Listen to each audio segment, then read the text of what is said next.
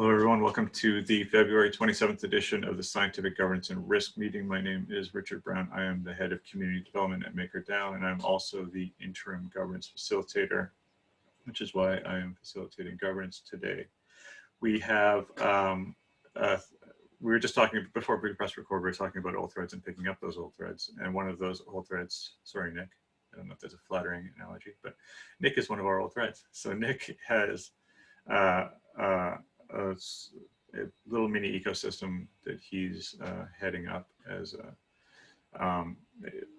sort of along the same lines as the interim governance facilitator and the interim risk teams. And we also have, we talked about this in calls previously, that we have groups of actors that will become more important to the ecosystem and will start taking a more active role in these calls. And as they, those roles and those mandates evolve, there'll be more interaction from the community, and then eventually we will begin onboarding more people from the community, and then eventually there'll be a handoff to the community of these roles. And so that's going to be a long path to walk down.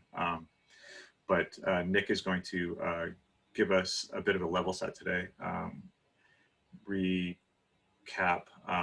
some of the previous conversations we've had, and then talk a bit about what the future might hold. And I've heard that he's going to do some close-up magic as well, and maybe a skit. I don't know. So there's been a lot of rumors that this is going to be one of the most amazing presentations of all time, so I'm looking forward to that. Thanks, Nick. We're also going to talk to risk today, state of the migration, which is an interesting thing that we need to keep our eyes on as well. There's a risk here that we begin to accept the new normal, and that's another meme that we've been talking about in these calls in the past, where we do something, and because we've been doing something, we just keep on doing it. And it's important that we reevaluate where we're at and what the strategic goals are in our protocol and in our governance ecosystem and in the risk world as well. Migration is an example of one of those things. Migration presumably has a beginning, a middle, and an end, and we need to keep our eyes on where we are in that path. And so Primoz will be talking about the state of migration, and Vishesh will tell us about the state of the pegs. I am going to hand it off. Who should I? LongForWisdom, I almost forgot you again. That's going to be bad for job satisfaction. LongForWisdom will give us a brief tour of governance at glance too, because we cannot overstate the importance of the forums when it comes to governance. That's where governance happens. That's where the debates live. That's where consensus is reached. That's where signals get generated. So LongForWisdom will give us a tour of what's been happening there. And actually, maybe we should start off with that, because I have a feeling that Oracle will raise some questions. And so maybe we should dig into that closer to the Q&A session. So maybe Long, if you want to kick us off with governance at a glance. Yeah, I can do. Cool. All right, so I think it's been, like, this week's been a little bit quieter than last week, considering everything that went on. So that's kind of nice. Still a few active discussions though. So the first of which I'm going to highlight is the thread Cyrus created, which kind of asked whether maker governance should get involved in Ethereum hard forks, and if so, to what extent. How do we frame that conversation? How does all that sort of stuff happen? Which is, it's pretty interesting. It seems to be a lot of variation of opinion in what our role should be, which is cool. So if you have strong feelings about that, I would suggest going and posting in that thread, or interrupt me now if you want to talk about it. Yeah, as Mariano mentioned in the chat, I think there's two separate discussions to be had here. One is just, does Maker want to throw support to one chain or another? But then probably more critically is that just having a contingency plan for whatever chain does win, that the community is aligned on kind of what happens next. Yeah, it would make sense to have like a hard fork plan, right, or contingent hard fork plan in place that was like more generic, I guess, than just like for this specific hard fork. So yeah, some good points.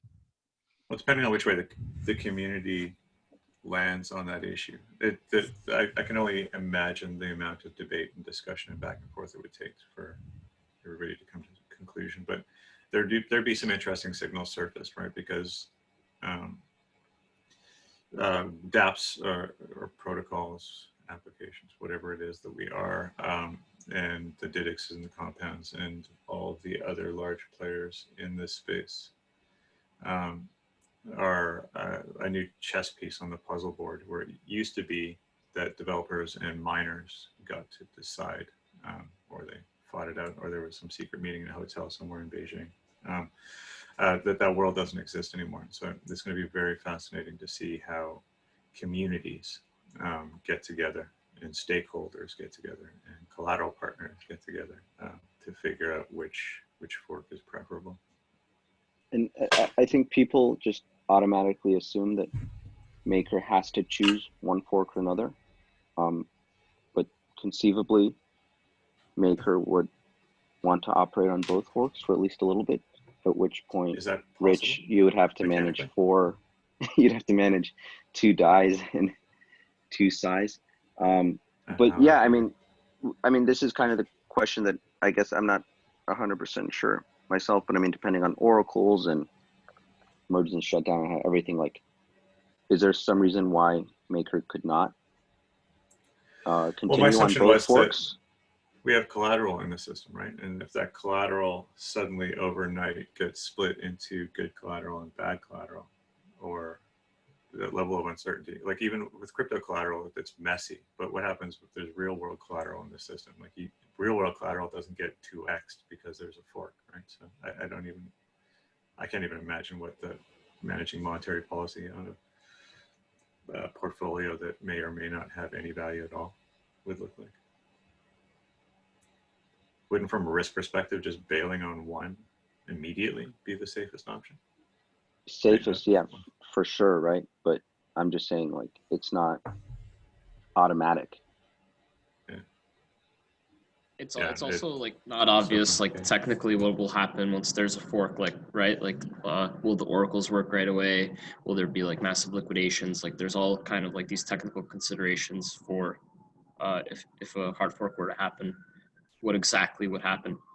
You know, because everybody would have what, double die balances. Then the new fork, DAI might not be $1, or ETH won't have a clear price, at least for the first very beginning of it, right? So it's like, that's another consideration. Yeah, it's a great point. That's something that we touched on. I can't remember what it was, whatever the last stupid fork discussion was all about. But you can't just double the infrastructure. So what happens? Everybody who has a front end just doubles their front ends, clicks their fingers, and that's it. Double the tooling. It's not going to happen. Like, it takes people hours to make all this stuff work. You can't 2x people. You can't 2x infrastructure. You can't 2x collateral because somebody decided they wanted to do it for them. So there's so much complexity here on every single layer that it just boggles my mind. I don't even know where people would start to talk about this. Yeah, it's I mean, I think Tim here. I think there is a framework for like the most important parts of the ecosystem, right? Like, as a fork comes along, like, assuming it's proof of work, you want to know that the hash power is there so that the chain has its somewhat security. And then if there are like stakeholders, you kind of want to hear from them too. So if there's like a lot more clear signal moving in one direction, that might be a little bit more of a sure thing. That makes sense. But yeah. Yeah, it's probably the biggest can of worms conceivable. I think one of the things that the ecosystem has to accept is that, like I touched on before, it's not like the olden days where you just had a chain and some tokens that had some kind of theoretical future value, and who cares? You fork and then magically people have twice the tokens. Hooray! That's not the worst thing that could ever happen. But we don't live in that world anymore. We live in the world where there's businesses and ecosystems and dependency chains and money Jengas that are attached to this stuff, and ripping out the tablecloth and hoping that all the plates stay in the same spot. I don't know, it seems naive to me. But anyways, yeah, I don't know. It's an interesting discussion in the forums. It's going to take an ecosystem to align for any of this stuff to make sense, right? in effect There's like no appeal to authority. Nobody's going to step in and fix it for us. Right? We can't expect Binance or Coinbase or some other large organization to set what the new fork is, then everybody falls in line. It's going to be a nightmare for everyone as well. Like all the like dollar-backed stable coins are going to have to like pick a fork as well, because like they can't back two because they don't have twice. They can't like multiply their dollars by 2. So it's going to. All right. Anyway, maybe we should move on to not take up too much time. I actually did want Oh, to. sorry, go I ahead. wanted to No, go ahead. flag one thing on that topic that came up Sure, in sure. chat, which I hadn't considered before, but Chris had brought up, and it's a bit of a nightmare. There's a kind of griefing attack if we do experience a fork, because we have the emergency shutdown trigger. So it's only going to take 50K MKR for anyone on either fork to shut the system down. So even if we think there's about to be a fork, maybe we can raise that limit, but then we lose the sort of game theory mechanics of that being a threat. So yeah, I don't know. Worth considering, because we could end up being shut down on both forks if there was a fork. Yeah, everything falls apart. Yeah. Fun. So another good news. LongForWisdom. Oh, sorry, guys. Yeah. So this is Rich Lopez, and I'm kind of trying to step aside from the ProgPow discussion. If there were a fork, I think Rich just pointed to the fact that like we can't look to the Binances and the Coinbases to like be an authority on this, but I'm trying to get a good feel for whether other protocols are looking to Maker, and like, is that one like legitimate, and two, like how do we wield that influence if there are other projects that are like so steeped in, you know, either their collateral just going through Maker, or we just influence their project that we have to like actually take into account their voices, or if that's just hyperbole or not. Well, I think that you've kind of hit the nail on the head, right? Like this is, we live in a different world than in the olden days of last year or whatever. It takes a village to make this DeFi ecosystem work, and that's precisely what it's all about. Is we have such a populous and vibrant village that it's almost impossible to figure out who's doing what and where the linchpins are and what the prime movers are in this ecosystem. So I don't know. I'm not a deep thinker, surprisingly. Well, maybe not surprisingly. Unsurprisingly, I'm not a deep thinker when it comes to what it means to do crypto and Ethereum and DeFi and all the rest of it. But from my uneducated perspective, it would take a coordinated effort across every major stakeholder, and I don't even know what the stakeholders are anymore. But there'd have to be some significant alignment, or else it would just be chaos. I think. Just forking and then waiting to see which one wins. I can't imagine that kind of murkiness. There would have to be some kind of decision up front, some alignment with all of the major stakeholders. At the moment, there hasn't been any like clear communications from other protocols with like people in the forum. Like I haven't seen anything. Okay, so there's been a few, but I don't want to go that route just yet. I agree that this is something the community has to mull over.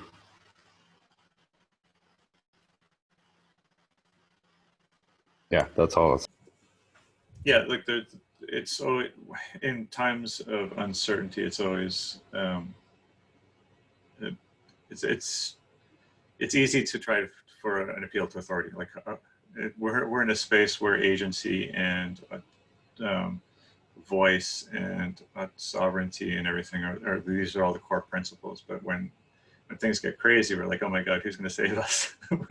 Which one of the big projects are going to tell us what to do? And I don't know if that's going to be a world. That's not the world that we live in anymore. The number of people that need to align, and the number of stakeholders, the number of projects, the number of collateral partners, the number of funds, the number of miners, the number of devs, all the rest of it.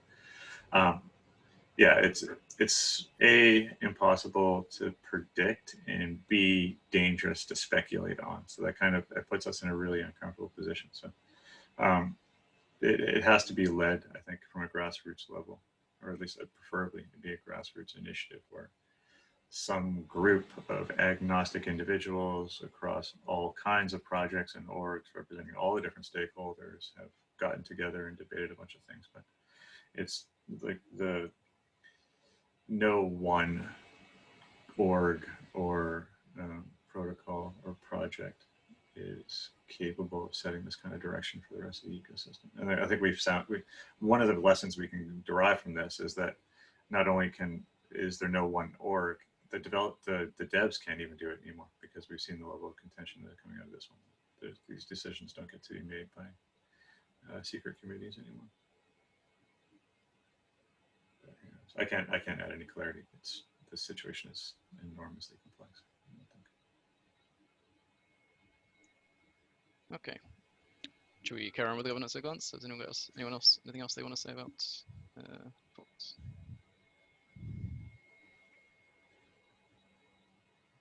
Okay, let's move on. I'm ignoring you, sorry. Cool. All right, so another active discussion this week was, so Joshua Pritikin last week posted a question about how to audit executive contract code. Chris Mooney very helpfully provided a guide on how to audit executive contract code. So I suggest for people that own Maker, and I mean, ideally if you own Maker, you should be doing that. So if you own Maker, I would suggest you read that code and get an idea of what spell contracts look like, and yeah. Chris, I think Chris also said that at some point the devs are going to put an Easter egg in one of them, which we should try and find, because otherwise that looks really bad. So yes, start auditing things. May or may not. Fair enough. Cool. So the other discussion I'm going to highlight is that the centrifuge people had ran a call this week regarding their collateral token or potential collateral token drop, which a few people weren't, so thanks to those who did. There's a video up on YouTube, it's linked in the thread. So anyone who's interested in collateral, I would suggest goes and has a look. If anyone is here who was at that meeting wants to say anything about it, then feel free.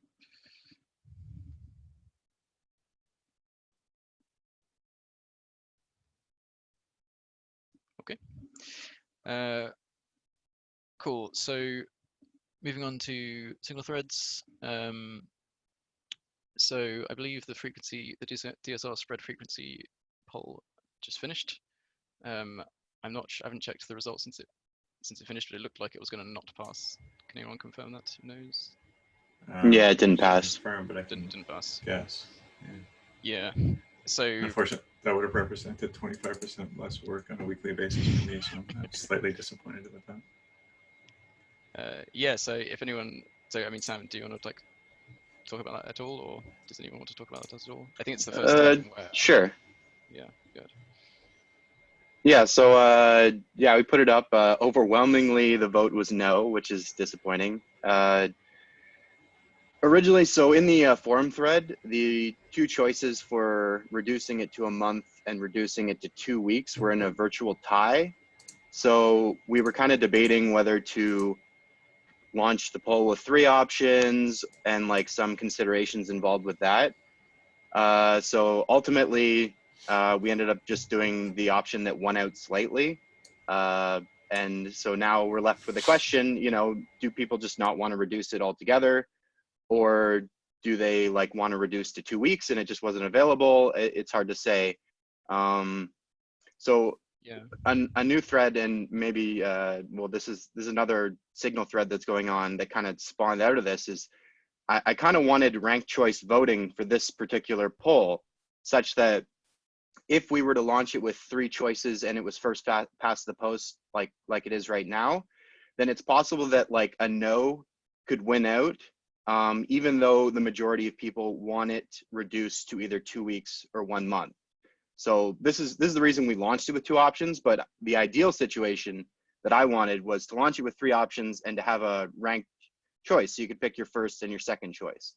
That way, if the majority wants it reduced, but you know, there's a split on 2 weeks or a month, then you would still get a winner out of those two.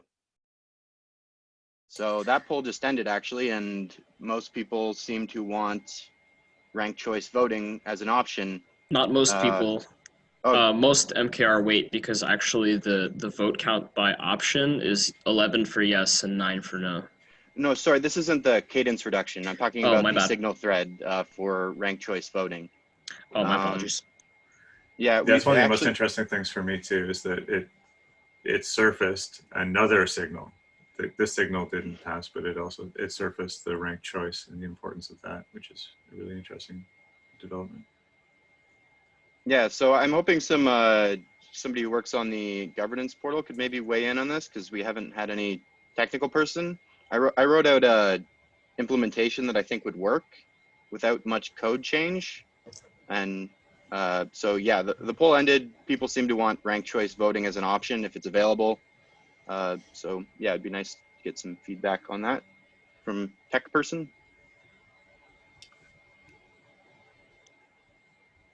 Okay, C. Mooney says the technical idea seems sound. Cool. Yeah, that's another interesting, I think he touched on it in the thread, or somebody else did, is that we talk about, historically we talk about cadences and rates and thresholds and principles and stuff. This is going to be one of the first signals that would require development. And thanks, Sam, for your digging into the feasibility of that ahead of time. It's going to be a situation we're going to run into eventually. Like this one happily seems to be, we can reverse engineer it into the system we have and or handle some of it on the client side, but there's going to be a signal that's going to come along eventually that's going to require contract changes, and that's going to be a really interesting mechanism to watch how we deal with that. Significantly more complexity involved. Yeah, so another piece of the voting is, I think this is actually the first yes/no question that's actually failed. So there's a milestone for that. Yeah, it is. Congratulations. So I'm left being curious. Why did these people not want it to pass? So we don't really have an easy way to determine that right now, unless they opt into hopping on the forums. Yeah, it'd be nice to know. Well, that's something we've been talking about a lot as well. We know crypto kind of turns things on its head.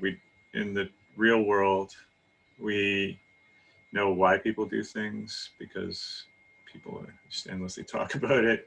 We don't know what they did because those things are generally sandboxed or hidden behind firewalls and all the rest of it.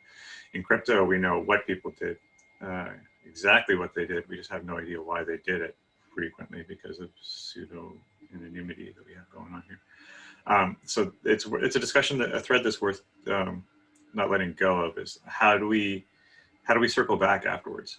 Because this also touches on if a poll doesn't pass or an executive doesn't pass, is it because there was a weak executive, because there was poor timing, because there was a holiday, or is it because the community chose rationally not to move in a certain direction? If we know the answer to that question, then we know how often or aggressively signals need to be resurfaced, like with the GSM. Like, did it not pass the first time because it's a bad idea, or were there confounding variables, right? And so we saw the second time it passed, and so presumably it was a great idea, and it needed a second kick at the can. But figuring that out, it requires a gut check right now. So if we had, maybe we should do some brainstorming if people have some ideas about how do we collect these signals afterwards, like. If the portal had like a comment section where if you said no, you could say why. That'd be interesting. That's exactly what I was thinking, right? Like sort of a UI addition where you can just say, oh, you're saying no, like why? Please explain. I don't think it would take too long, and prompting them for it might help to get that out there.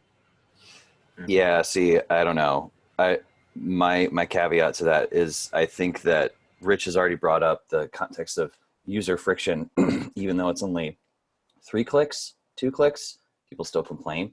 I was going to sort of breach the topic of maybe taking a step back and thinking about how to incentivize that signaling, right? Because on the surface layer, it's like, oh yeah, just tell us why.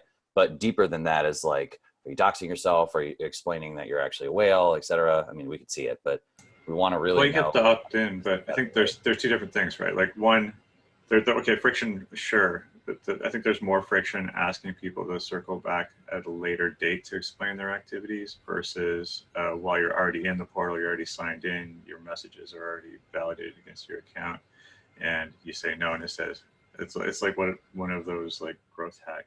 And those are really annoying growth hack JavaScripts that you run into every once in a while. But it wouldn't be the worst thing in the world just to pop up a little box saying like, hey, we noticed that you said no. Would you like to, or hey, would you like to explain your vote for the benefit of the ecosystem? And a little comment. I think box. if People we can did say it, yes or no. Right? if we did it, you'd have to have it for both yes and no. It's a bit mean asking like just the no voters to explain why. Yeah. Yeah, just like yeah, actually, there might be some utility there, right? Like, because it would be purely opt-in. Nobody's required to do it, but it would give people a voice. Like, presumably, if they're dissenting or they'd want to have that opportunity to refine the process. So maybe those people that said no to the 1 month are, huge 2 week supporters, but we're never going to know that, right? Or at least we probably won't find out unless we do another vote. So if we had like David said, well, I don't know about a troll box, but if we had like a little comment box, that'd be that's a fascinating idea. I think it's worth exploring.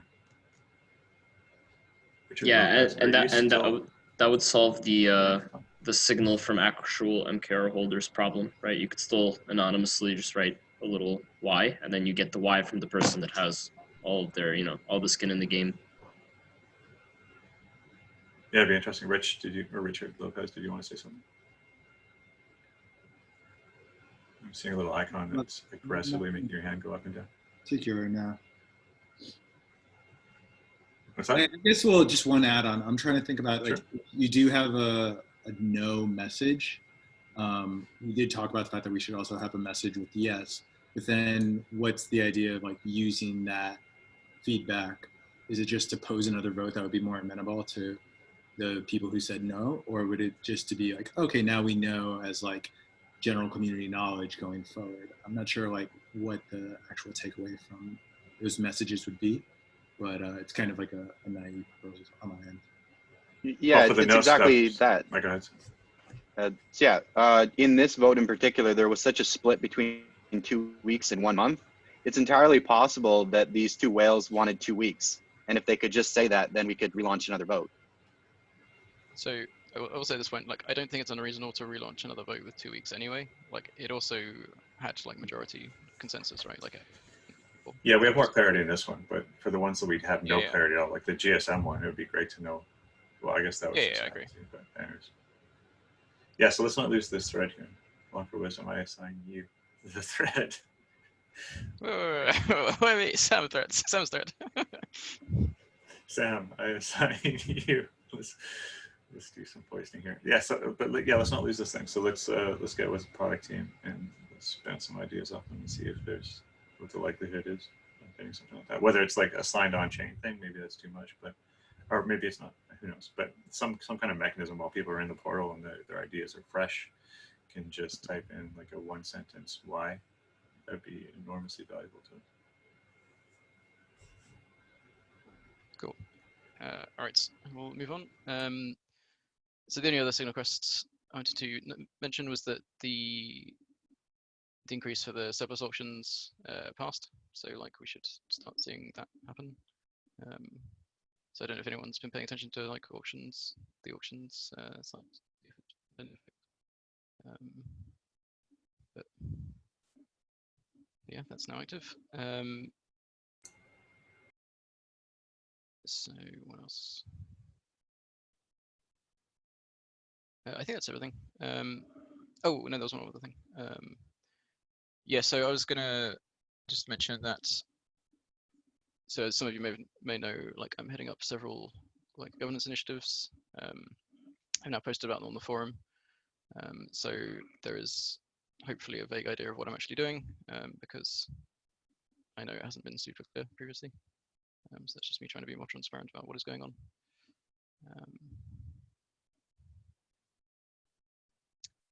Cool. I think that's everything, Rich. If you want to. All right, thanks, man. And thanks for the transparency reports thing. It's an interesting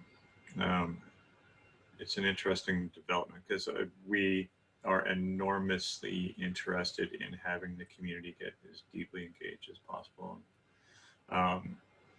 How to talk about that and promote that and throw some sunlight on that is still kind of an open question. So thanks for taking the lead on that. Let's see how it develops.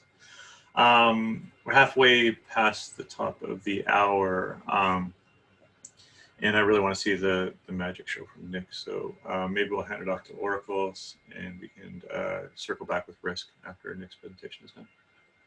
So all yours, Nik.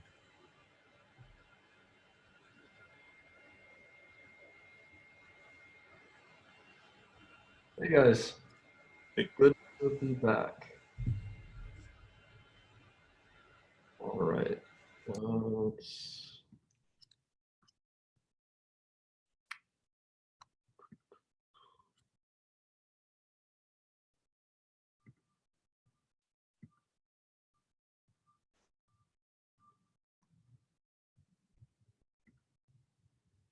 All right, can everyone see the keynote? No, I cannot. I just see black screen. Unless your first page is all black. Nope. Oh, how about now? Nope. That's really bad. All right, well, Try it now. try this again.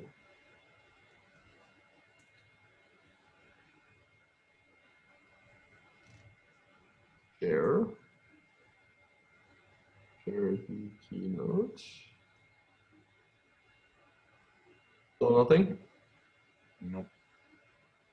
It's just a black screen that says Nik Kunkel has started screen sharing. Oh, that's not good. Do you have multiple monitors? Not right now, but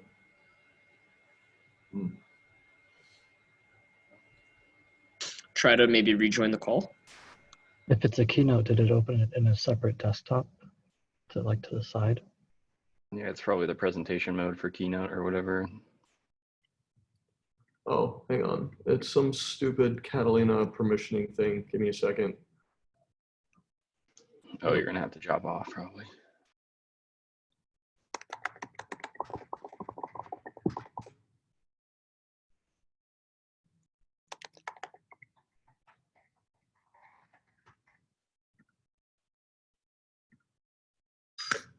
There we go. Okay. Yeah, it does tell me I'm gonna need to quit Keynote and jump back before it'll let Well, me. we can see it now though. So maybe it's working. Yeah? Oh, Yeah. Looks fine. Yeah, I see it. how's this look? Good? Gray. It looks gray.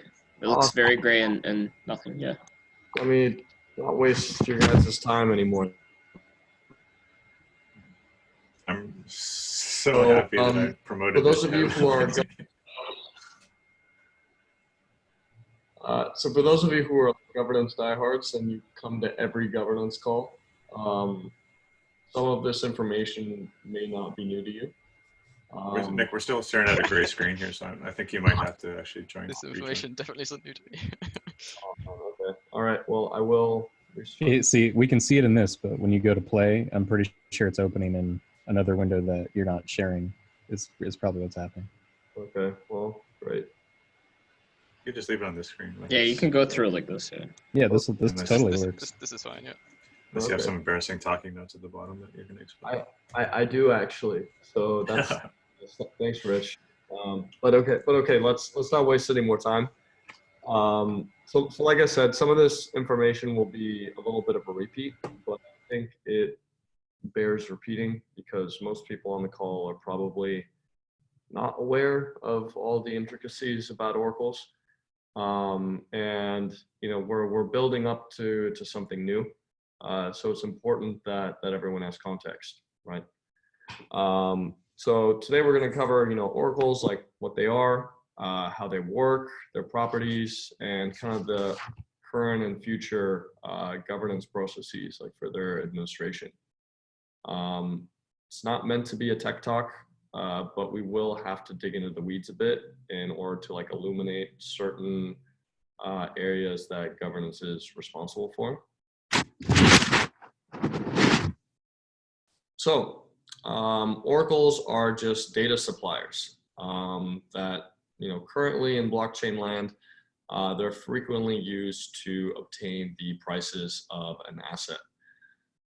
In multi-collateral DAI, right, we use them to get the price of each collateral asset, and to determine how much is the user allowed to borrow, right? Which open positions are under collateralized and need to be liquidated. So currently, Maker's oracles are kind of the backbone of DeFi, I would say. I know there was a recent news article saying, there's over $1 billion, locked in DeFi. And I kind of did a little snooping. And so of that billion or so, about 750 million of that is secured by our oracles.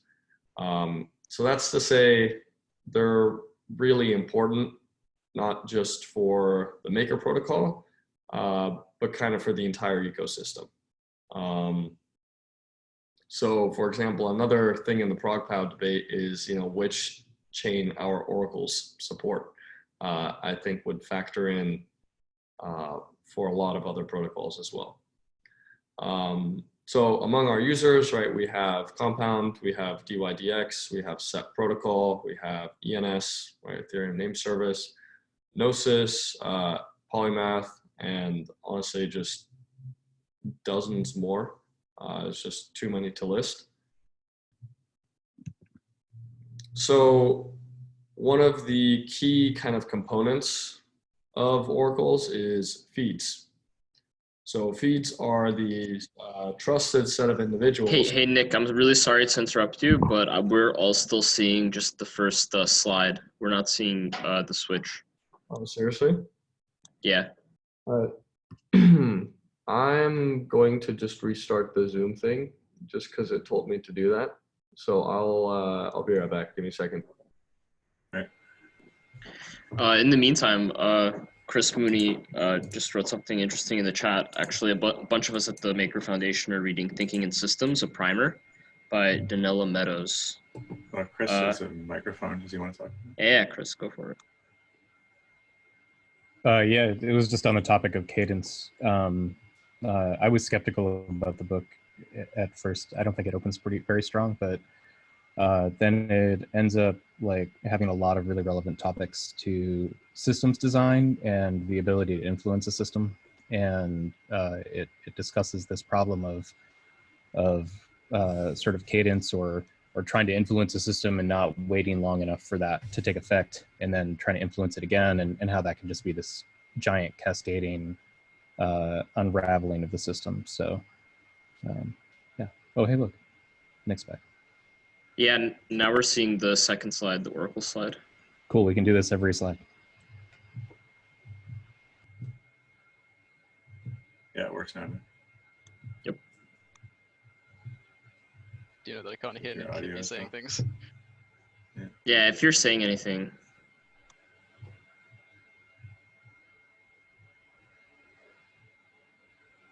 Okay. Are the slides flipping back and forth here, or are you stuck on one slide? Yes. All right. Okay, to anyone who has not upgraded to Catalina, do yourself a huge favor, don't. It's just a huge pain in the butt. You can upgrade to it too. I'll give you some tips. Yeah. So anyways, okay, so feeds. Feeds are kind of this key kind of component of oracles. And what they essentially are is they're a trusted set of individuals or organizations, and they submit data to an oracle. So in our case, right, they submit the prices. And we currently have 20 feeds, and they're appointed by MKR governance. And so there's kind of two types of feeds. So we use the nomenclature dark feeds and light feeds. So dark feeds are feeds who are kind of anonymous. That is to say, kind of their identities are unknown, right? And this shielding of their identity is very intentional, as it protects them from being blackmailed, extorted, or otherwise targeted to participate in an Oracle attack. Is there a ratio between dark and lights that need to be maintained? So I'll get to that in a second, but it's a very insightful observation. So dark feeds essentially increase the entropy of what I kind of call the coordination problem. And the coordination problem is really the difficulty of coordinating enough feeds to launch an Oracle attack, right? So if you don't know who these people are, right? If you don't know where they're located, if you don't know any of these things about them, right? It's really hard to kind of coordinate an attack that involves them. Now, there are some downsides to dark feeds, right? So they're not Sybil resistant. That is to say, we have no guarantees that every dark feed is not just Mariano. The other is that users intuitively don't really want to trust systems that are dependent on anonymous actors, right? So to kind of contrast that, we have light feeds. So light feeds are organizations with public identities. So organizations are, have more resources, and so they're more resilient against things like coercion. Ideally, these organizations should be well known and kind of trusted entities in the ecosystem. They should kind of have strong, communities and brands. And because of this, right, they have a reputation. And so light feeds are essentially staking their reputation to an extent, right? Because if you participate in an attack, right, it's going to look very, very negative on your organization, and our community is quite small. You would not really be able to operate in this community anymore. So kind of the benefit here is that users are more likely to trust systems, that are more run by this kind of collection of reputable organizations. The downside is kind of that light feeds are pretty easily targetable by any kind of government entity. So an ideal system is not really one that's exclusively dark feeds or light feeds. And now this is kind of to what you were saying, Rich. It's rather this kind of hybrid model, right? One where you preserve kind of these hardness properties of dark feeds, but you benefit from the reputation of the stakeholders in the ecosystem. Okay, so Oracle's v1. So right now there are two Oracle systems that are Oracle's v1, which is used in single collateral DAI, and Oracle's v2, which is used in multi-collateral DAI. Now, I don't want to spend too much time covering Oracle's v1. I just want to cover it very briefly. So this is kind of the architecture for Oracle's v1. You see that you have these feeds. They're collecting these prices from all of these different exchanges. They send that data to their own little smart contract that's on-chain. And they trigger the medianizer smart contract. And what the medianizer smart contract does is it takes all of the values from all of the feeds, it sorts them, and it just takes the median. And then that value is immediately used in the Maker protocol or by third parties. So Oracle's v2 was released kind of alongside multi-collateral DAI, and it addresses kind of the problems of scalability, reliability, and cost that were present in Oracle's v1, right? So you may have noticed in the previous slide, right, that every feed needs to make a transaction, right? And every time a feed updates, the medianizer has to calculate a new median. So it's just very wasteful from a kind of computational operations kind of point of view.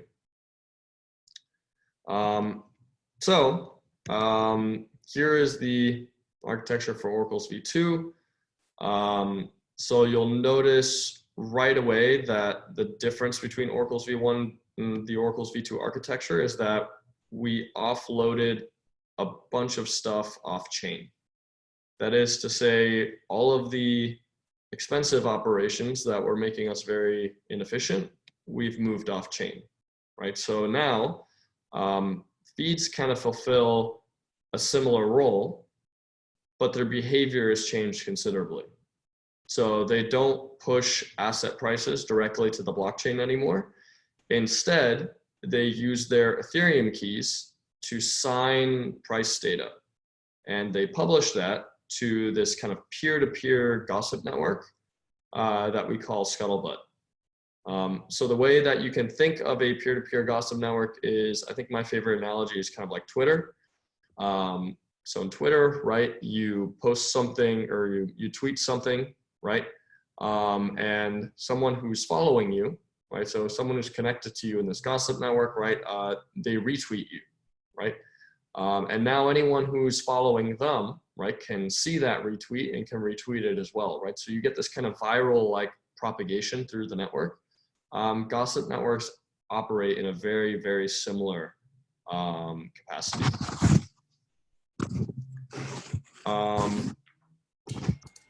Okay, so this is going to be a sidetrack, but like, isn't the risk there that you're relying on a network, an active network graph for data to get propagated? How do you ensure that there's like enough to maintain the health of the network in the Scuttlebutt? What do you mean enough? So feeds kind of have to publish data on here. It's like part of their role. If they don't, that's equivalent to a censorship attack. So I would classify that as an Oracle attack.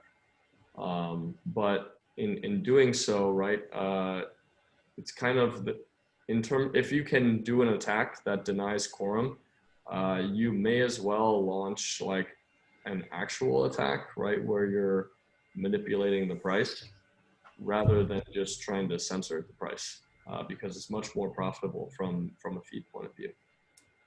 Who comprises the Scuttlebutt network? So the Scuttlebutt network is all of the feeds and all of the relayers. So we'll kind of talk about relayers in a second. So, okay, relayers. Relayers are kind of the messenger boy, right? So they're essentially keepers, right? That can be run by like any third party. And all they do is they pick up a bunch of these signed price messages from the Scuttlebutt network, and they kind of submit them all at once in transactions to the blockchain. So we've gone from having n feeds, in Oracle's v1 having n feeds do n transactions, to in Oracle's v2 we have n feeds and we still just have to do one transaction. And so that's really the biggest advantage here, right? This increases scalability dramatically and reduces costs dramatically. But it also makes the oracles much more resilient. So imagine the Ethereum network is like very congested and gas prices are skyrocketing. Rather than needing to submit 20 transactions to update the price, we only need to submit a single transaction, right? So we've actually seen during the ICO days and during the CryptoKitties days, right, that our Oracle v1 sometimes kind of got stuck because we couldn't get enough transactions to go through in a timely manner. And so, there'd be, an hour or sometimes where the price wouldn't update. This is actually exactly how Chainlink works as well. So actually Chainlink right now has this, huge problem where if the network is very congested, their oracles just don't update because they can't get enough updates. So kind of going back to this, so the relayer submits the transaction, the medianizer does a bunch of checks, right, and updates its price. And essentially before this price is used in the DAI stability system, it has to go through the Oracle security module. And what the Oracle security module is it's just a kind of delay. Currently that's set to 1 hour. So before a new price is used in the system, right, there's a 1 hour delay. So every vault owner, right, can see for an hour beforehand, you know, that they're about to get liquidated, and that they either need to pay back their debt or that they need to, you know, deposit some more collateral to kind of secure their position more, right? So the only thing that's, I think, wrong on this diagram is that the customers and partners, right, they don't just, right, they can either choose whether they want to get the price from the medianizer or from the Oracle security module. And usually this conversation kind of revolves around, well, you know, how risky do you want to be? And how much, you know, latency can your system withstand, right? So the Oracle security module, right, is much safer because there's this 1 hour buffer.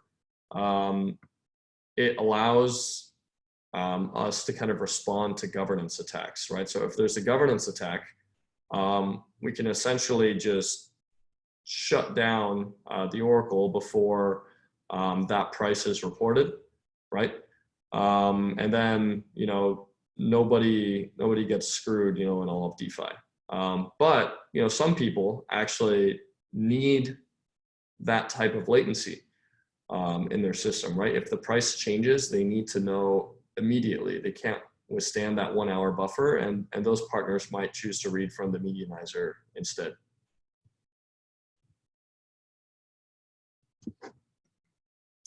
All right, so, okay, enough of the kind of recap and context. You know, how does governance kind of play into all of this? So governance kind of has complete control over the Oracle smart contracts. There's no special permissions given to the foundation to control anything. You know, so what are these kind of administrative powers that are afforded to governance? Well, there's quite a few of them. This list is not exhaustive. It's just some of the more obvious ones, right? You know, governance can choose to vote in new feeds, or they could choose to remove existing feeds, right? They can choose to create oracles for new assets, whether those are, you know, collateral in MCD or not. They can choose to update the feed stipend, which is the amount that feeds get paid every month. We'll talk about more of that in a little bit. They can change the delay period in the Oracle security module, right? So instead of an hour, right, maybe, you know, you increase it or maybe you decrease it, right, depending on some circumstances that arise. You know, governance can regulate who has read access from the oracles. So one of the biggest differences between Oracle's V1 and V2 is that V1 was completely open access. So anyone could just plug into them and use them without having to ask for permission. And I think DeFi really flourished based off that.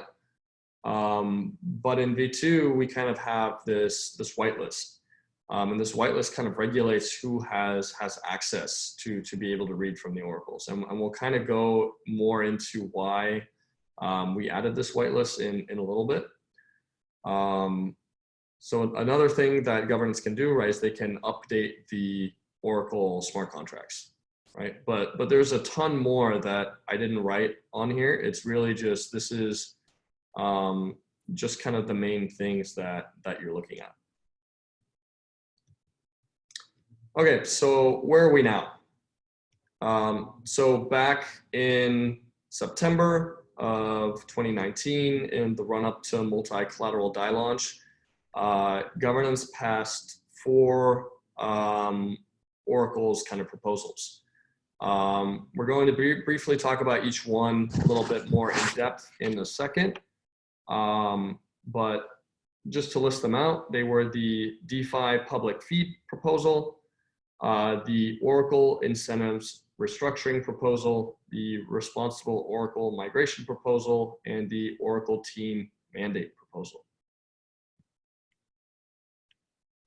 So the DeFi light feed proposal kind of voted in the first wave of light feeds, right? We talked earlier, right, that light feeds are kind of public organizations that run a feed. And so the entities that governance voted in was DYDX, 0x, SET Protocol, Gnosis, and the Maker Foundation. So all of those are currently running a light feed in Oracle's V2.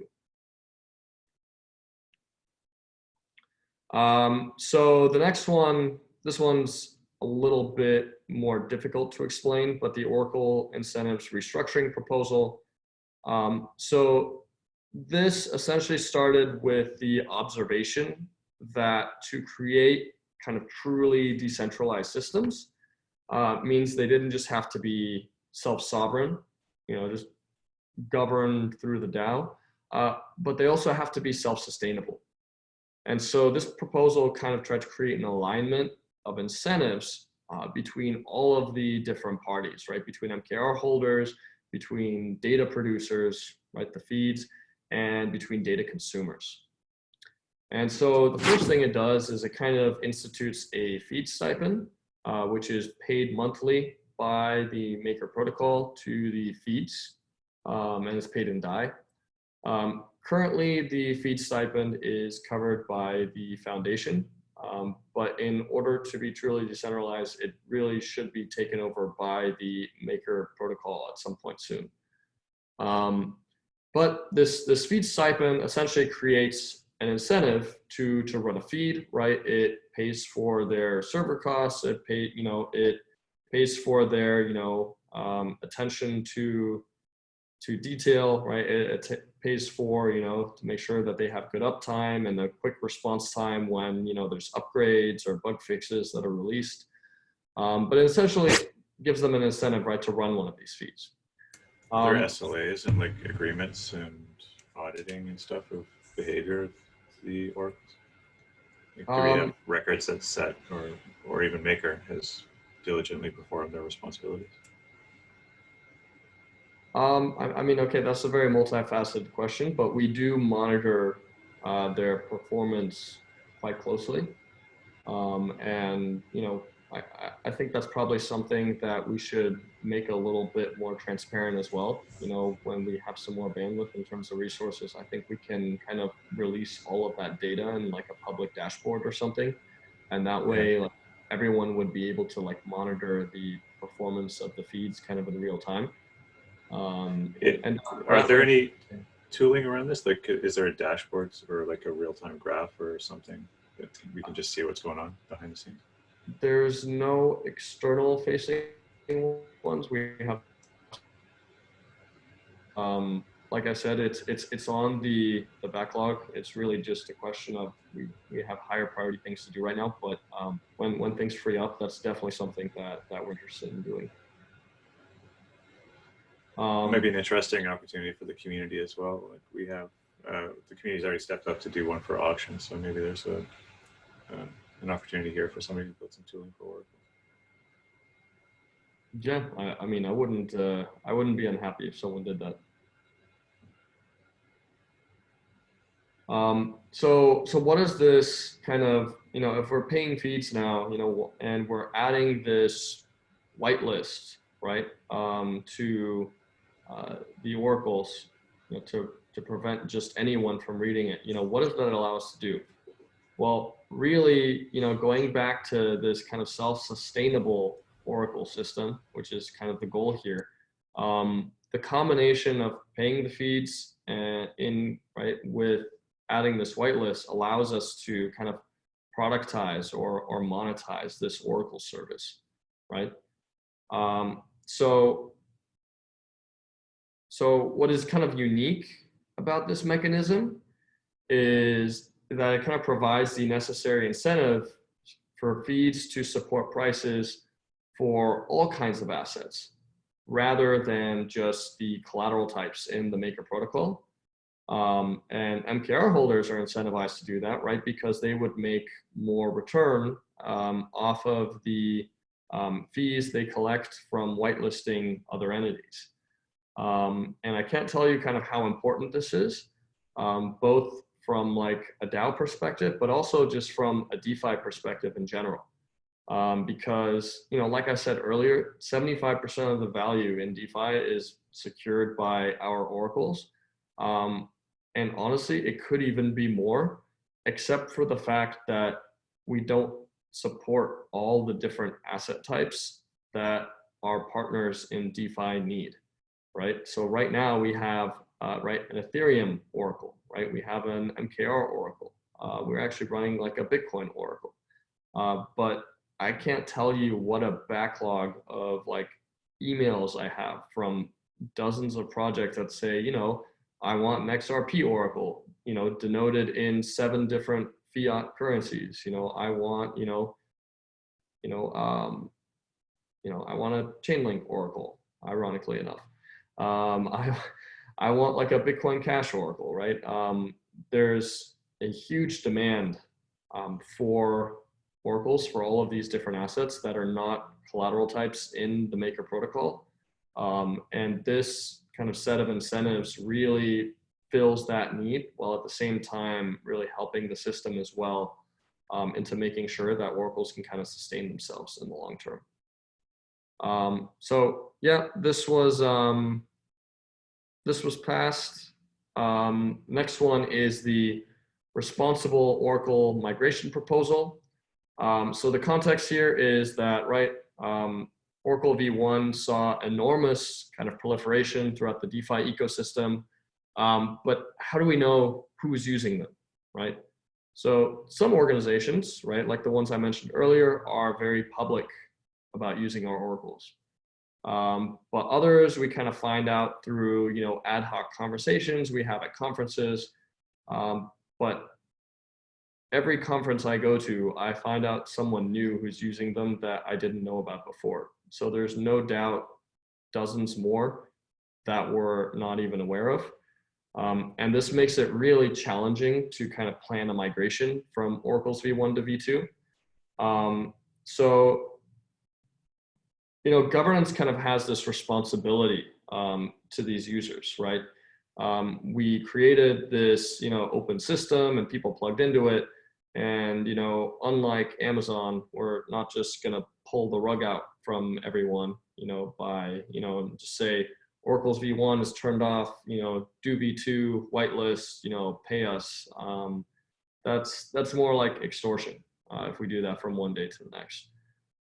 So this proposal kind of attempted to kind of ease that transition from Oracle's v1 to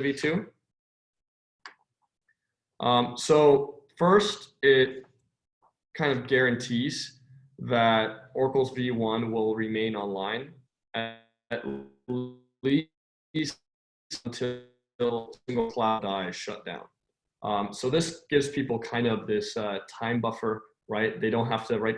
Every organization has competing priorities. They have a lot of fires to put out. You know, we're really not trying to put another fire under their ass that they have to deal with now. So second, it allows any organization to get whitelisted on any Oracle for free for 1 year. So this gives everyone a very healthy buffer to kind of plan their migration, you know, to Oracle's v2. You know, maybe they ultimately switch to another Oracle solution, right? And that's fine.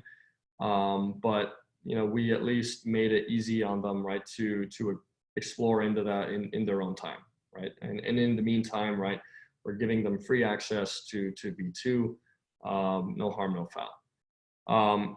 Additionally, you know, this 1 year freemium type of model is actually pretty good from just a product, you know, kind of bootstrapping in general, right? Because it'll help us kind of increase new customer onboarding. And what's also kind of cool about this whitelist is, unlike in Oracle's v1, where we really have no idea the extent to how many people are using it, and not just that, but how they're being used, right? I don't think I really talked about that earlier, but it's kind of hard to even imagine what the consequences are of shutting down Oracle's v1 if you don't actually know how people are using it. Right, you could accidentally trigger, you know, a huge cascading domino effect, right, completely unintentionally. But with Oracle's v2, right, if everyone is whitelisted, you'll know exactly who is using it and exactly how they are using it, right? So it gives us a little bit more insight into that as well. Okay, and the last proposal was this Oracle team mandate proposal. So essentially this created the role of an Oracle team. So an Oracle, what we call an Oracle domain team. You know, this was a position similar to the risk team construct, and they would kind of serve as a subject matter expert on oracles and advise governance on all matters kind of related to oracles. So, and as part of this proposal, I was kind of elected to serve in this role in an interim capacity. And so that's kind of why I'm sitting here right now, talking to you about oracles. So what's next? What's actually new here? You know, what do you guys need to focus your attention on? So the Oracle governance framework. So earlier, right, we touched on all of these administrative powers that governance has with respect to oracles. But what we really don't yet have is a document that's kind of detailing the processes around these, right? We don't really want to like, we want to do all of this in a very objective manner, right?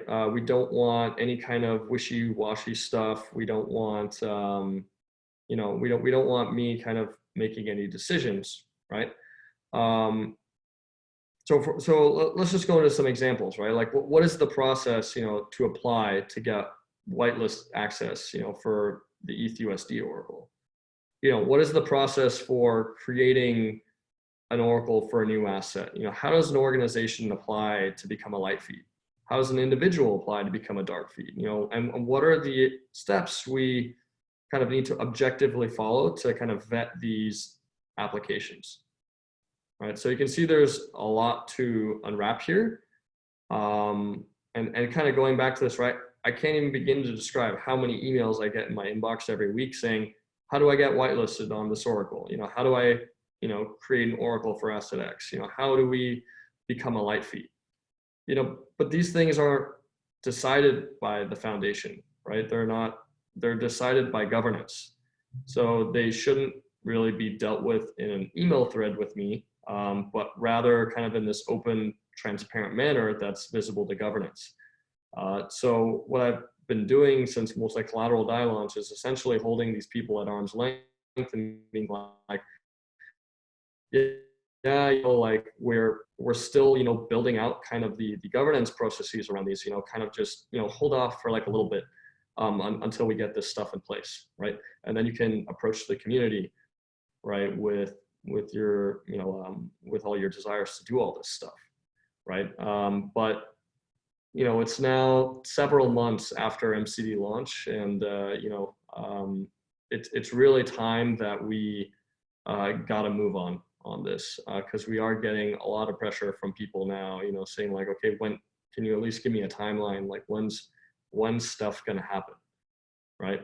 So next week, I'm going to be publishing first draft of the Oracle Governance Framework on the Maker Forum that attempts to kind of document all the processes around all of these different things. You know, my call to action is I hope all of you read through it and give feedback so we can iterate on it, make it better, and get it into a state where it's kind of suitable to be adopted by governance. So I'm thinking we have like a 2-week type of period, right, for review and comments and, you know, edits, changes, you know, whatever. And then we would have a governance vote on this framework. And I suspect that as soon as we pass this framework, we're going to get a flood of kind of Oracle related proposal activity in the forum. So we should really be looking at these processes really critically, because we're going to, if there's, you know, problems with them, they're going to come up very, very quickly. So yeah, added incentive to read through it thoroughly. So that's kind of it. That's kind of it for me. All right, thanks, Nick. That was a ton to digest, and thanks for giving us context. Again, there's been a furious level of activity in the group chat, split 50% between random trolling and some insightful questions. We're also at 15 minutes into the end of the QA session, presumably. And also we haven't touched on risk yet. So I guess there's a decision to be made here. Should we continue with questioning Nick about anything that was in that thread, or should we move into state of the peg and migration status? People have any thoughts? I think we should do migration instead of state of the peg. Yeah. It's totally my 2 cents. There's 5.8 million in the migration contract, which I thought was a really interesting development. But I would really love to hear Primoz's analysis. So just before we do that, Nick, can you like post a link to that presentation on the forum and like start a thread like asking for questions? That way. I'm also gonna post the timestamped link to Nick's whole presentation on like Reddit, wherever, because that was super comprehensive. Thanks, Nick. Nick, you're muted, All right. by the way. Oh yeah. In the absence of overwhelming opinions being thrown my way, it sounds like that's the idea then. So thanks, Nick, for that. We look forward to the post on Friday. Cyrus, I'm going to hand it off to you and your team. And Yeah, hand it off to promotion. Let's just stick to the schedule. Let's just try to get them just to be as speedy as possible. But I think there's value in both the PEG and migration. So, Vishesh, you want to go? Yeah, sure. I'll just try to go quick. Okay.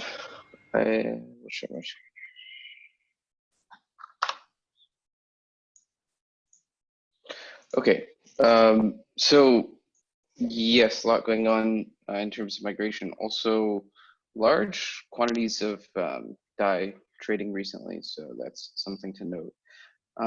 So this is just 24 hours, about 36 million. Previous 24 hours was about 38. Obviously, those windows overlap. DAI trading slightly above PEG, although as alluded to in the governance chats, maybe we have to start to redefine slightly as DAI holds tighter and tighter to its PEG nowadays. A lot of this volume is Oasis and DYDX, some more recently on Coinbase as well, trending towards the upward ranges. So you can sort of see here, last 24 hours, interspersed, there was a huge cluster like right around $1, and then a few trades that sort of ran up and a few trades that ran below.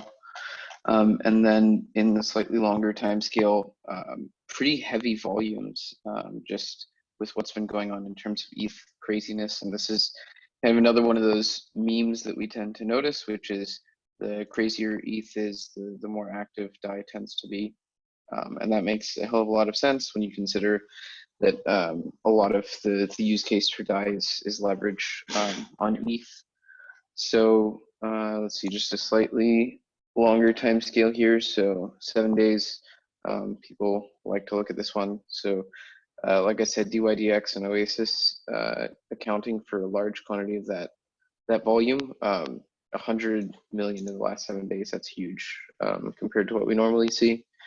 But with a lot of that trading, like sort of on PEG or slightly below, it seems to indicate either a balance or a trend, slight trend towards a lot of purchasing of DAI. So that's interesting to consider because purchasing of DAI tends to be something we notice with people trying to deleverage or pay down debt. Do we know why DYDX is represented so prominently in this process?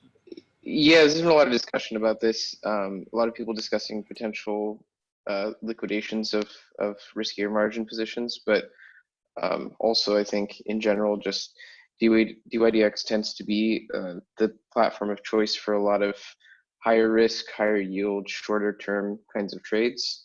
And I think we have sort of learned over the past year or so that Maker is sort of nestled into this longer term position, whereas Compound is kind of where people often refinance to just when the rates are better. And then DYDX is where a lot of people gravitate to for short-term positions. So that's the prevalent explanation that I've heard, but obviously guessing why people do things, you know, my position on that. So yeah, overall, just the DAI amount, total supply has stayed more or less steady or come down slightly. And but the BAT amount came up as a slight tick, which it like almost never moves. So that's interesting. And then Psi, I mean, Primoz will talk about, so I don't want to double up. But collateralizations, so I'm actually, for the sake of time, you know this, but I'm going to skip it. Come back to just sort of the top positions. So top 3 positions currently account for like 25% of the supply. So that's huge. And then if we up this to the top 10 positions or so, top 15 positions is about half of the supply. And average collateralization on a weighted basis for those is about 330%.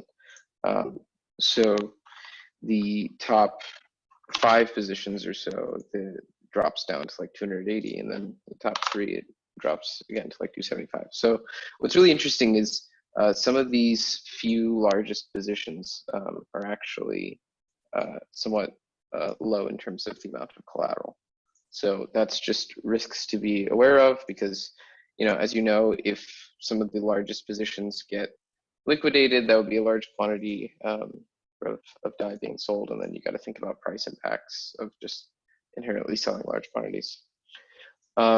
Yeah, so again, Primoz will probably touch on this, but just been watching sort of this DAI supply growth tick down a little bit and just sort of level off a little. And same with Psi supply decline is sort of asymptotically leveled off a bit. The liquidity, so what's really interesting is if you look at the total amount of DAI liquidity with all this trading activity, it's actually come up a little bit, and the volume on Uniswap has come up a bit, but it's not really come up proportionally. So Uniswap has not really been a huge participant in the craziness. It has obviously been a bit, but nothing too crazy. And then just to circle back to something that I mentioned last time was this MKR liquidity. So that hasn't really moved since then. So the dip has sort of been sustained, and people have not dumped MKR back onto Uniswap. Been tracking these auctions, so it's a great site. But yeah, there's been a fair amount of auctions in the last 24, 48 hours.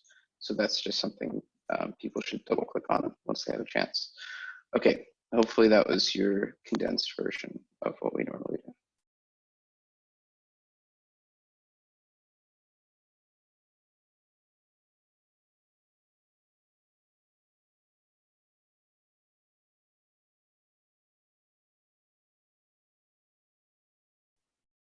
All right, cool. Thanks a lot for that, Vishesh. Primoz, are you still around to? Yeah, just a sec. Okay, try to be quick. So as David mentioned and Vishesh, there was a huge increase in Psi and migration contract in the last couple of days. On the other hand, Psi supply didn't really decrease, which tells you that Psi holders are migrating, but CDP and FCD aren't necessarily, except in last week, I meant.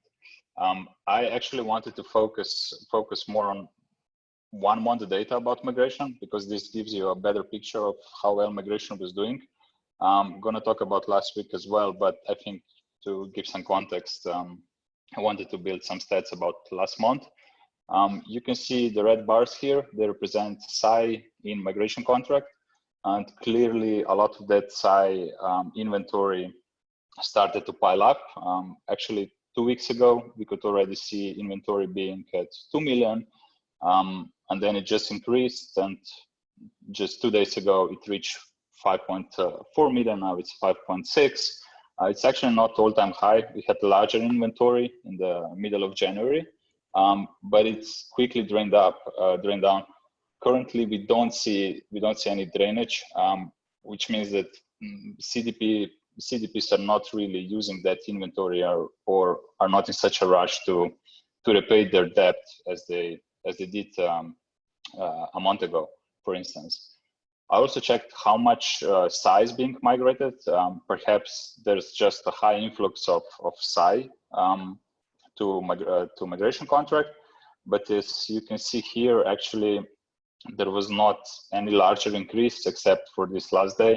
There was a larger inflow of SAI migration contract, but otherwise, it's pretty same pace as in the last month. About 300,000 SAI gets migrated daily to MCD, to convert to DAI. About monthly stats, so this is the amount of SAI that was migrated to DAI. The number seems pretty high. That's cumulative in 1 month, and of course the inventory therefore changed 5 million, and the supply decreased 5 million. If you add those numbers together, you actually get to 10 million. So you may ask why, where's another 3 million? And actually, there's a reverse migration also happening. So people are also minting DAI and then using SAI in migration contract and converting it to SAI. And then they use SAI for various reasons, providing liquidity or earn a premium if there's a bid once liquidations happen and so on. So this number is important. How much debt repayment we saw in 1 month? The number is not that low actually. So 6.3 million. It's more than the SAI supply dropped, and that's because we also had additional SAI minting in this month. About 1 million. So 300,000 came from new CDPs. There was 85 new CDPs in that period created, and around 700,000 SAI was minted from old CDPs. The ones that did repayment, there's 300 of them. About 2/3 actually migrated, probably even more because this number only counts direct migration. We know that you also have partial migration that's also possible with reverse migration of DAI to SAI and so on. In terms of fees paid, this number also doesn't seem as low as some would think. As some think it is, because people are looking at outstanding fees. And if you just do the difference between outstanding fees that you saw 1 month ago and now, it may seem that they only decreased for about 300,000. But actually people forget that fees are accruing on an ongoing basis. So if fees are flat, it basically means that each day about 5,000 SAI is actually paid in fees because they accrue in the meantime. And this is the amount that accrued actually in last 3 months. So about 600,000 fees accrued in SCD, which is actually quite high value if you compare it with MCD net fees if adjusted for DSR. So the amount that was actually paid out of those 5 million that were outstanding in the beginning of the migration was actually much higher than just looking at this number. It should be actually adjusted for 600,000. So about 1.3 million fees actually are left from the period before migration started. And this is the breakdown. Oh yeah, and actually 20% of all fees were paid just in 1 month. 20% of of outstanding before 1 month ago, which is again not a low figure at all. What's perhaps something that that looks a bit less attractive is that most of the repayment is made by larger CDPs, right? You can see here 8 larger CDPs that repaid debt 1 month ago. Sorry, in this month.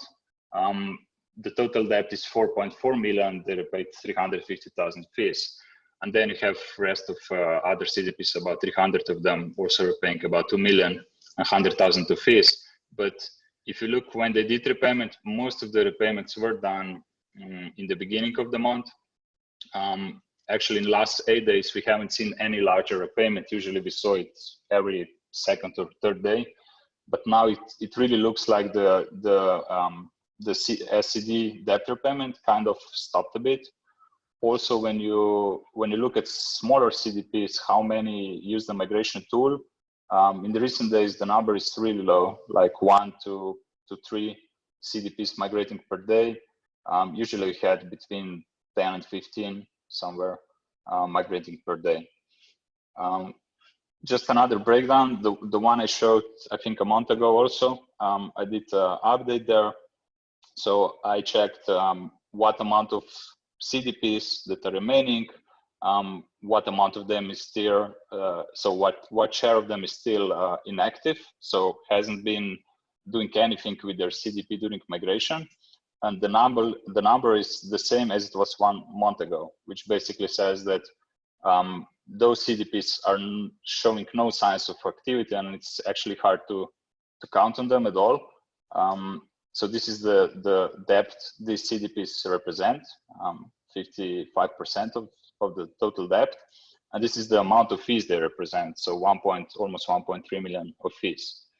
On the other hand, you have active CDPs, the ones who have been mostly deleveraging. The debt fell by 6 million, as I showed before. So now it's at 9 million, and they still owe 600,000 fees. And here's the breakdown by CDPs who were active during migration. Was their debt represented by the type of the last activity they did? Something that I showed 1 month ago as well. And the proportions actually haven't changed at all. So this argument that if someone was minting Psi wouldn't necessarily want to repay its debt is clearly wrong, because we've seen repayments for all groups.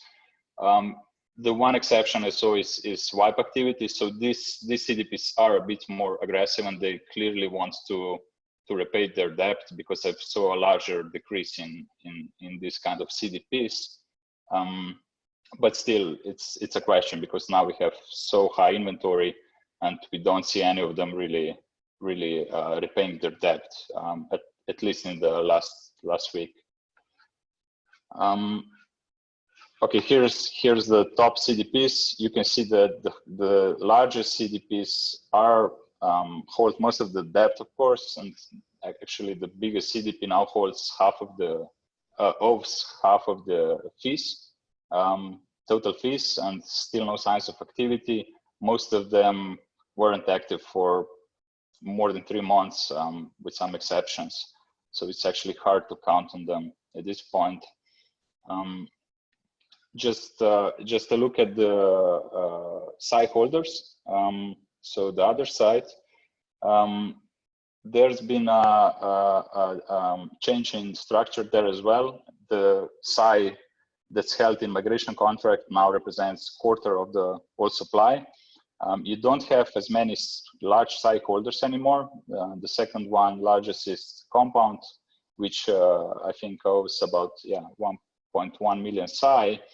And then I think Uniswap and Kyber together hold 500,000 Psi. And then you have mostly smaller ones. Most of them also very inactive. So that's just the last thing I want to mention. I showed this thing. So when you try to analyze activity of wallets that hold Psi, you see that the share of active wallets is dropping, which means share of inactive is rising. And actually wallets that that were inactive for more than 1 year, they represent 30% of the supply, which is 6 million Psi, and wallets that have been inactive for more than 6 months, they represent 60% of the supply, which is 12 million Psi. And 12 million Psi is kind of interesting because that's the same number I've noticed at the borrowers, at CDP borrowers who also owe 12 million of Psi. So it kind of looks like this is the end stop where we wouldn't see any activity anymore on borrowing side and on Psi holding side. So just to conclude, I think migration is still looking great overall. If you analyze last month, it's better than I actually thought. But then when you look at last week, it clearly looks like everything stopped a bit. So I guess you know, it's hard to say if this is a temporary thing or permanent, but definitely something to monitor further. Primoz, do you have a comparison? Do you have a comparison of those transactions? How much is in Psi versus DAI in terms of, you saw like how many draws and wipes are being transacted on SCD, but like putting those numbers in context of compared to how much for MCD? Which transactions do you mean? Migration related or just wipes and draws? Draws and wipes, just in general transactions. Yeah, I have them, but they're not included here. Because what I'm curious about at the end of the day is you see this sort of asymptotic curve in the size supply where it's sort of leveling off around 20 million. Whether that's an actual trend or whether, because you see currently DAI also slowing down in the last week or so, whether that's because of exogenous price effects from what's going on with ETH. So, you know, is this a temporary slowdown or is this like actually leveling off? I think it's more actually leveling off. I mean, it's hard to say actually, because the Psi looks so different now. The collateralization levels are much higher. As I showed, CDPs are in general inactive. So it's hard to say if they make any decisions based on Ether price. To me, it seems they are just either waiting for this thing to be finished and for some better outcome, or they just, some of them probably forgot about it or just in general are inactive. So it's hard to make any argumentation there based on Ether price because there's so little activity in general. Agree, it's hard to say. So that's sort of where I was like benchmarking DAI versus Psi, because we saw DAI was growing and growing and growing, and Psi was shrinking and shrinking. But then the growth of DAI slowed in the last week or so, and the growth of Psi, or say the decline of Psi also slowed in the last week or so. So since that happened to both, maybe it gives us a bit more of an indicator that this could be a temporary slowdown versus like a long-term leveling off. Although it will level off at some point, I'm fairly confident. Just whether that's 20 million or, as you alluded to, like 12, it's hard to say. It could be, although I think the DAI supply that grew in the last month was mostly related because people just wanted more leverage, and then when it dropped, they deleveraged, or they just wanted to protect their CDPs. Whereas at SCD, people don't really make any leverage anymore, and they are well protected, so they don't need to make any repayments. So hard to say, I guess. Well, I'm actually looking like a little bit further than a month, like actually back to like since pretty much when migration kicked off, there's been a like pretty linear trend to the growth of DAI, and there was a pretty linear trend to the shrinking of Psi, and then sort of the shrinking of Psi went from linear to like logarithmic all of a sudden, and then for DAI, it just kind of like leveled off pretty much flat. So it was interesting. Yeah.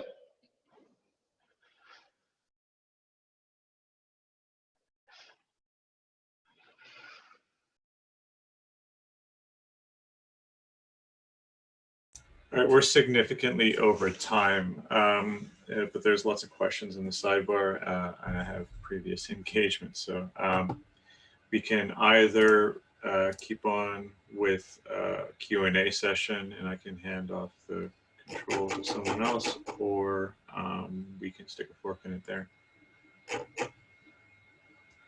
Any strong opinions? There was a tremendous amount of questions in the chat here, so reading them all out one by one might be tricky. So if people had questions that they still wanted to ask, and they have access to a microphone,